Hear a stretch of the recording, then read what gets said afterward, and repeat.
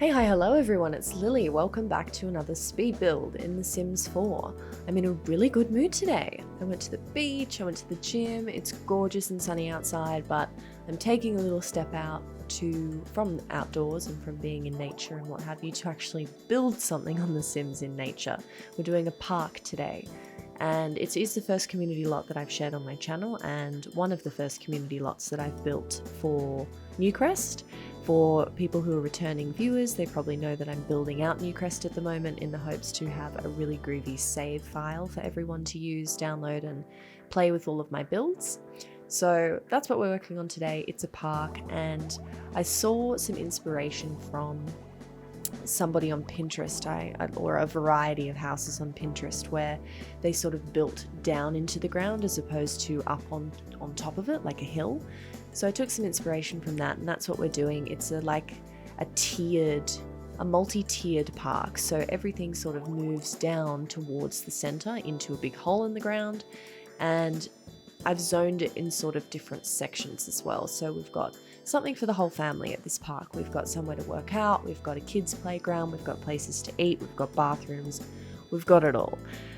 The thing that really upsets me with a lot of the community builds, especially the ones that come with the base game and sort of even with just all of the expansion packs, is that a lot of the community lots don't have everything that you need for your Sims needs. So you might get there and then realize they really need to eat something, but there's nowhere to get any food, and you just end up having to leave the lot early, and that's just a pain. So I wanted to make sure that every Sim that comes here, no matter if they're a teen, a kid, an adult, a child, or whatever, that they have something to do.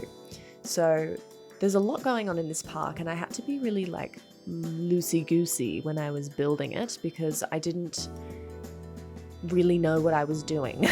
I just kind of winged it because I haven't really built down before into a lot as such. I tend to build up onto a lot, but I actually really am very happy with how this turned out. At first it's going to look very gobbledygook and a bit of a mess because it's not until the landscaping goes in that it really shines and starts to look really beautiful and sort of fleshed out. So at the moment you'll see me just getting all of my objects in there because that was important to make sure I had enough space and that I could work around the shape of them and have it look like it was a little bit more planned out. If you're sort of building a lot with the intention of having a lot of different sections for a lot of different activities, then I would suggest building this way, where you put your objects in first and sort of build around them. So that's what I'm doing. I started with the pirate ship, which is super cute, and the style of the pirate ship I really like. I think it's not as modern and as I use the word garish, but I'm getting sick of using that word, but it is a great word. Just so childlike that it's painful, just super colorful, really intense and modern. I wanted something that could have been there for years and years and years, and because the gardens are so elaborate and grown out in this build, I wanted the furniture and stuff in the park sections to look like it's been there for as long as the plants have been growing. So that's why I chose the pirate ship. And with the landscaping, you'll see a bit of me starting it now. Basically this whole build is landscaping, which is just such a joy when you're doing parks, because you don't need a plan at all. You can just pick your plants and just go to town, place them on top of each other in repetition again and again and again, and you end up with something beautiful with a very little amount of effort. So it was really freeing to be able to do this one, and I intentionally chose plants that when they do get clustered together look like they're as part of a family. I always mention this tip, but when you're using landscaping, don't use too many plants, too many different types of plants. Tend to stick to plants that look like they might grow together, and definitely, don't choose heaps of plants. Don't have 15 different types of bush because it's just going to look ridiculous and it's not going to lend itself to the realism as much as if you just keep it a little bit more pared back. So you'll see that I'm just using, I think, there's 6 different plants in total that I use in this entire build, plus a couple of different trees.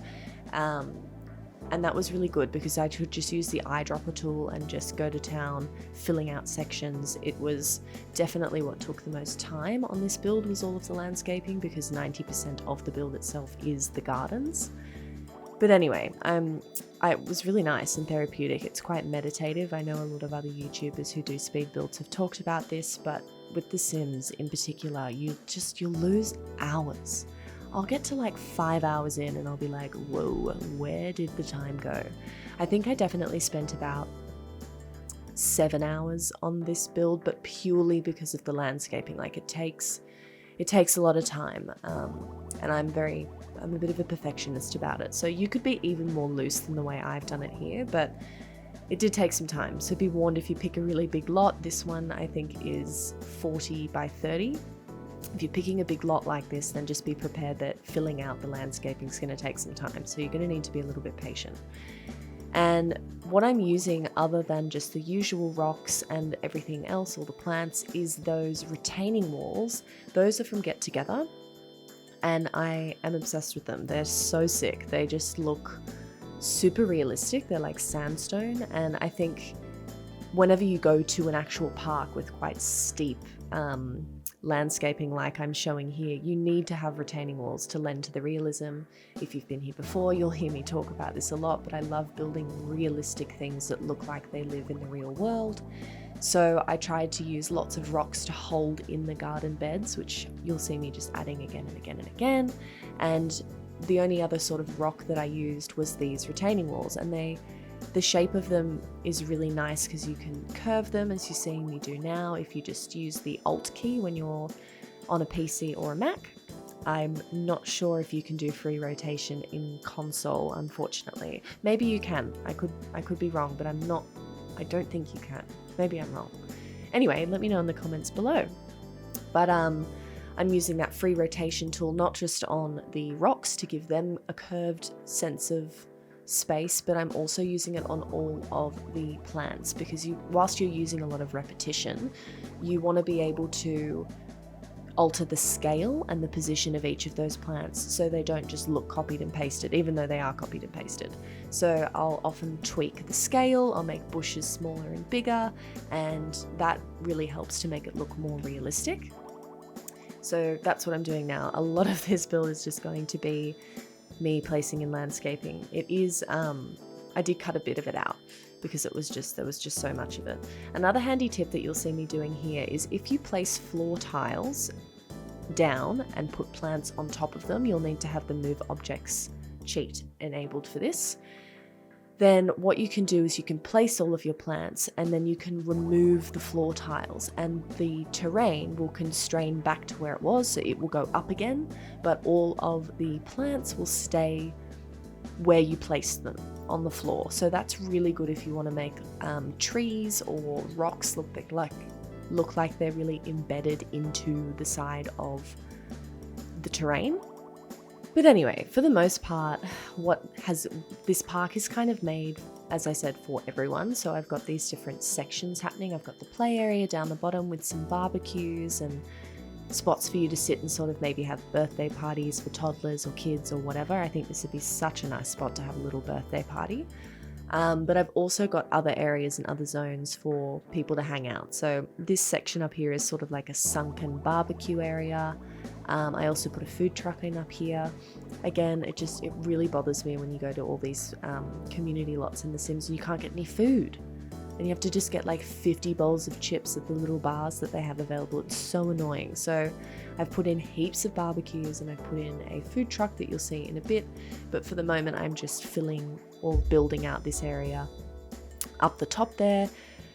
The one thing about this park that isn't very good and definitely isn't very realistic is that it's not very accessible at all. There are a lot of stairs. So unfortunately, if this park did exist in the real world, it wouldn't be possible for anyone who was disabled or not very able-bodied to get around. So if it was in the real world, it would probably need a lift or an inclinator or something. But unfortunately, Sims are just going to have to trek it up and down all of the stairs if you visit this park in Sims. or just hang out on the upper levels. So there are places to sit on every level of the park. We've got some chess sets, we've got the basketball court up here, and I decided to put it with like red concrete to keep in with the red bricks that I've got going everywhere else. Bit of a pop of colour, which is quite nice, and again just adding in more of those retaining walls. Those things are great. I just think they look super realistic. They're not super clean. They've got all those, you know, jutting out bits and edges, which I just think help lend to the idea that it's more handmade or hand placed. And then I thought, because you've got that basketball court up top there on the top tier, the ball's going to be a nightmare if you have to chase after it and it rolls down all the way to the bottom of the park. So that's why I've put that fence in, which is quite realistic. And otherwise, just I put in those bathrooms at the back there. Those are quite nice ones that look quite native to the park. I don't know how else to say it, but they look like they belong in a park sort of scene.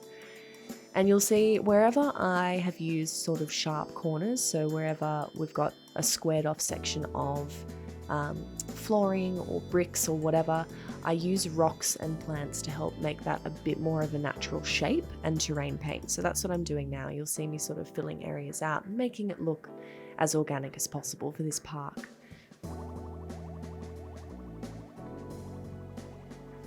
Sydney and Melbourne in particular in Australia, Melbourne is the capital city of Victoria, one of our states, just has some of the most beautiful parks ever. I'm sure all of the other states in Australia also have some really spectacular parks, but I have only really been to Melbourne and Sydney parks, and they're just gorgeous. We've got the botanical gardens here in Sydney that are just lovely, and the Chinese gardens, which are beautiful as well.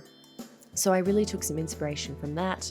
I used to live in Melbourne as well for 2 years. So when I was living in Melbourne, I used to live right near Fitzroy Park, North Fitzroy Park, and it was just, I loved it. It was just gorgeous. It had like almost every tree in the Southern Hemisphere. It was beautiful. You could just get lost there for hours. You could play frisbee.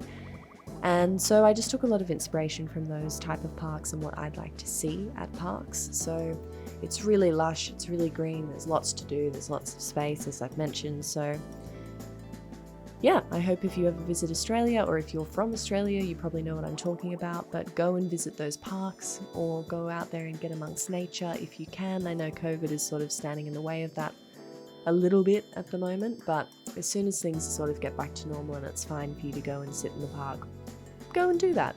It's summer here in Australia, so it's beautiful weather at the moment, as I mentioned before. So I think that's why I was feeling the park vibe when I was building this guy out. And I'm just adding in way more of these retaining walls. You'll see me just shoving those in everywhere. I think that they're a lot nicer than just having a fence. I think I tried enclosing it in a big fence all around the outside, but because it's an organic space, it just didn't look good. It just looked a bit too stiff, for lack of a better word.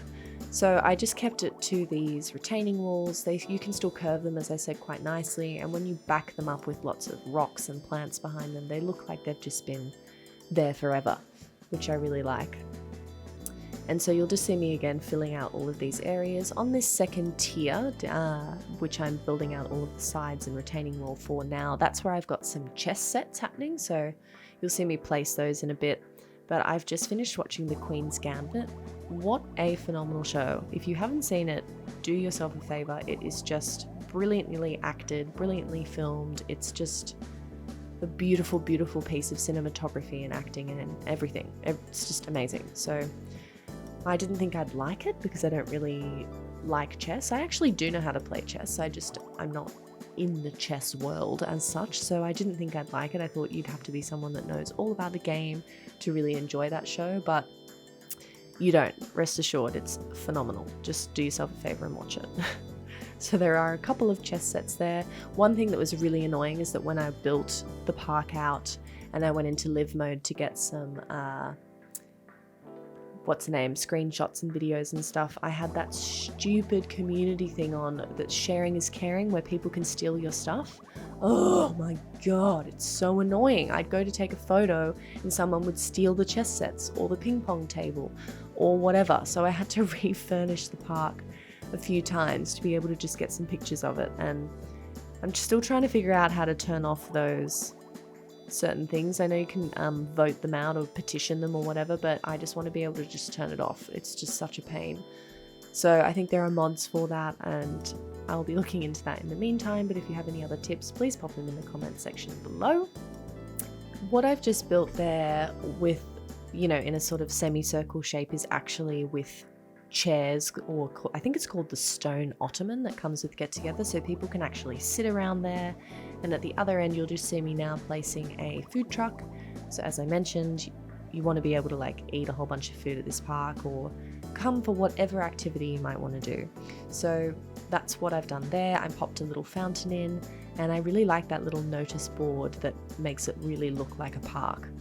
So I popped that in, and I finished sort of the bordering around the entire park with these sandstone things, as I said, and just started adding in a few additional things and trees. Now, the reason I'm adding in these pink trees, which might seem like a bit of a strange choice, is that they are native to the world of Newcrest, so I like to use them here and there to make it look like they've been there forever and to seamlessly integrate the park with that particular neighborhood, which is a good tip.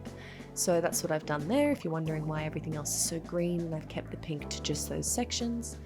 And now I'm just adding in some lights. So we're going to come up to the end of the build here. I really hope you like it. It's a little bit different. It's not really a house, but nonetheless, I think it's important to have some nice community lots when you're building out Newcrest or whatever town you're in. So I hope you've enjoyed it. Enjoy the screenshots, and I will see you guys next week. Thanks so much. Have a good one. Bye.